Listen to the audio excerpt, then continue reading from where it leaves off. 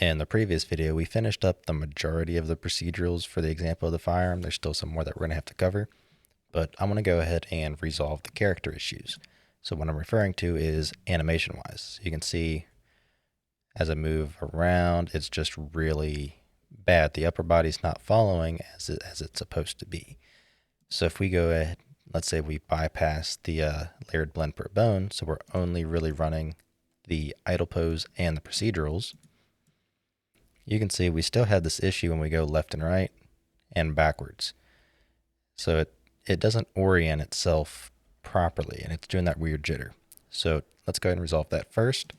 So in the character, by default, because this is the third person example character, if you look for Orient rotation and movement is on, and that's going to be constantly trying to rotate us to match where we're going. So now, if I move around, you can see it's actually moving around as it's intended.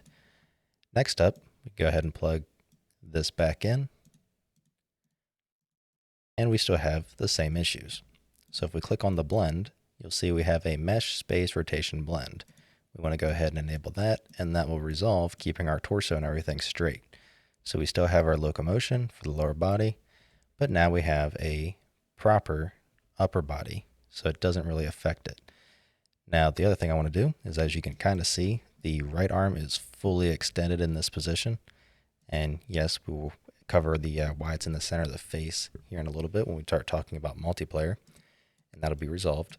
But we know that the left arm is extended out just a little too far.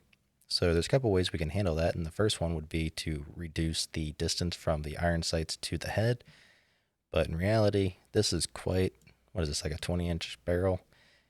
So quite a long hanger, so we have plenty of room to move it back. So we're going to actually take it and adjust it to the rear, because we know that we are pretty much at a position where it's fully extended. So I'm going to grab the left-hand IK, try to can't really find a good spot. And we're just going to move it back. So try that. So that is all the way to the right and up a little bit. And he has just a little bit of room. So that should be enough. And now we got to adjust the pull targets, because that's pretty bad. So I'm going to save the new position of the left-hand IK. And we're going to go to our 2-bone IK, specifically for hand L. And what we want to grab is, you'll see this guy floating here.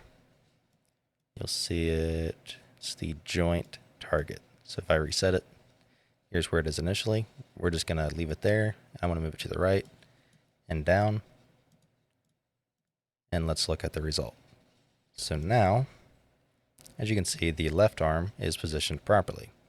The right arm, not so much. So we're going to do the exact same thing. So I want to reset its joint target.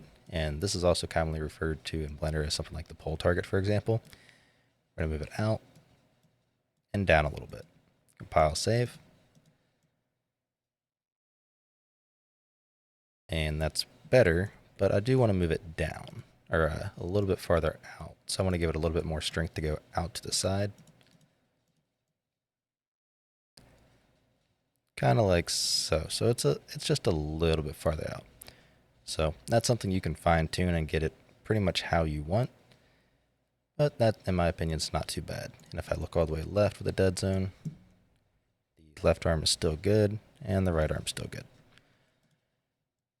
So that's pretty much it for resolving up the actual issues we were having with our character. So I will see you in the next one.